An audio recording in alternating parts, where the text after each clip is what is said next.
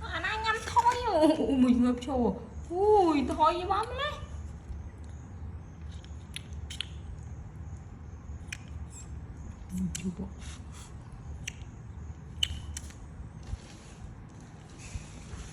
thằng bán đấy con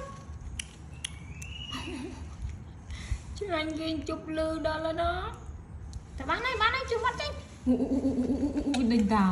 đình đào ui không ghê làm trái đấy nó